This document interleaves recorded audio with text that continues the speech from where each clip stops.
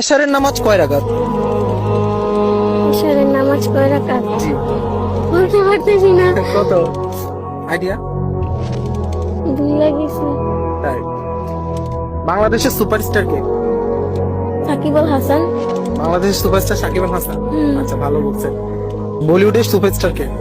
শাহরুখ খান। আচ্ছা, হলিউডের সুপারস্টার কে? Tom cruise. আচ্ছা, তাহলে এশার নামাজ কয় রাকাত?